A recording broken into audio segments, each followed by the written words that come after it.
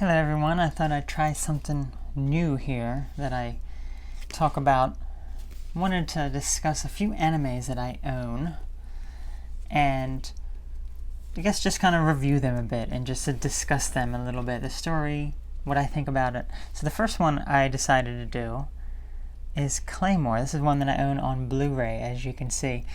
This is I've recently finished watching this one. A friend and I are watching through several animes that I own and that I have, and this is one of them that I decided to start with. Most of the anime, well, actually, pretty much all the animes that I own are ones that I saw back in the day when I was a kid. I don't watch like any new ones now. I don't start like any new shows along those lines now. But these are all ones that I knew from when I was a kid, and those are my favorite. I have three top favorite. This one doesn't make the top three favorite, to be honest, but I still obviously like this one because I own it. So, and at any point, if I'm talking about this and it sounds interesting to you, then stop the video and watch it for yourself, and then come back to this video after you're done watching it, because I don't want to spoil it for you if you're going to be interested in watching it. So, what's this show about? Well, this is a standard length anime one season series, 26 episodes, which is standard for one season animes. And it was created, I don't know the exact year, but it's relatively, probably in the past 10 years or so, maybe a little more. It's not too old. And the art style is really good. The animations are really good. Everything looks really nice, especially on the Blu-ray as well.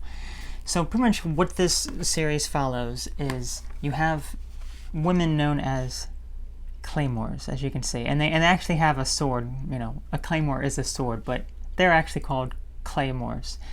And this is the main character here, Claire, that you see throughout the series.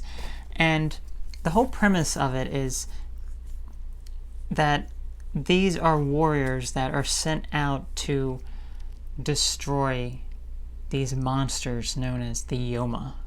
And the Claymore themselves, they are unique in that they are half human and half Yoma. So they are a hybrid of human and this monster known as the Yoma. And they're able to tap into that Yoma power that they have and awaken to a degree that they're able to have superhuman powers that are combined with the Yoma to defeat these Yoma. But if they go too far and they awaken too much, then they will not be able to go back and reverse. They will become a Yoma themselves, which is referred to as an awakened being. They become an awakened being. All the Claymores are women. According to the show also, you know, there was the organization that runs these Claymores and creates them tried male Claymores, but they always, and as you're watching it, it's kind of like a bit of like a sexual connotation here. Like they were just awakened too quickly. They just could not control it anymore. You know, they would awaken so fast. You know, women are able to control it a bit more. You know. So, yes, that's pretty much how it begins. It begins with Claire fighting these Yomas. Starts off pretty, minor, just standard Yomas, nothing really too crazy to begin with. And she meets a kid named Rocky, and then she doesn't want to form a bond with a human being, but she ends up forming a bond with this human. And then after like 4 episodes or so, it goes to a different time period, probably maybe 10, 15 years prior to that, and it focuses on another Claymore known as Teresa.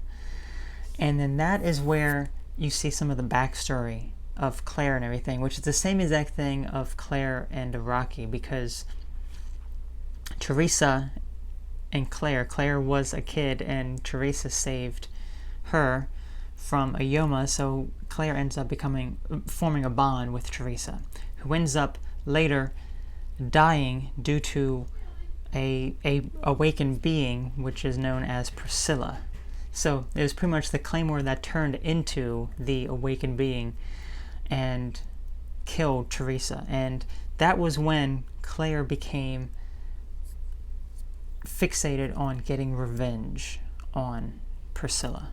And that's pretty much where the rest of the story takes place. It's all about then trying to find Priscilla and seeking revenge on her for killing, Teresa.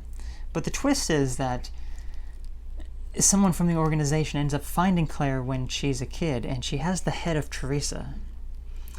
And they ended up putting Teresa's blood into Claire to make her a Claymore, but she ends up ranking the lowest, which is what's kind of strange because all the Claymores they have a ranking, and Claire is the lowest rank Claymore, but she exhibits these powers that no one else can. And pretty much for the rest of it, as I said, like you will see some awakened beings, there will be some other creatures here and there, and then by the end, and this is where it just pretty much like the first half of the show I really like, but then once it gets to the second half, it just kind of, it's really not all that great to me anymore. I mean, I still like it, I still find it interesting, but it just kind of changes the tone a little bit, and it's just kind of especially during probably the last 6 episodes or so, it just seems very repetitive and seems like a lot of the same type of thing. And then once you get to the end, this is where a lot of people have issue with. Once you get to the end, Claire and Priscilla are fighting each other, and then a stupid Rocky comes in, pretty much stops them by doing all this emotional stuff and crying and all this, and then they both revert to their human form, and then they go their separate ways pretty much. And it's like, and it doesn't really clear up some of the other things in the story, and it's kind of like, I don't know. But out of all the animes that I've seen, this is one that just didn't leave you with a really good feeling at the end. At least not of me, because afterwards I'm just kind of like, yeah, there could be more to this, but there's not. It's kind of like, no.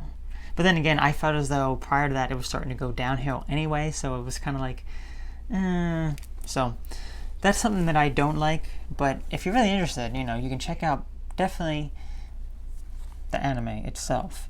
And as I said, the first half of it I really do like, up until towards the end, where it just kind of becomes almost like the same kind of thing here and over again.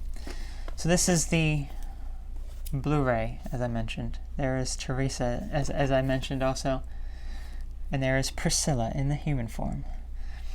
So yeah, it's a lot of fighting, a lot of fast swords. Oh, and here's a Claire.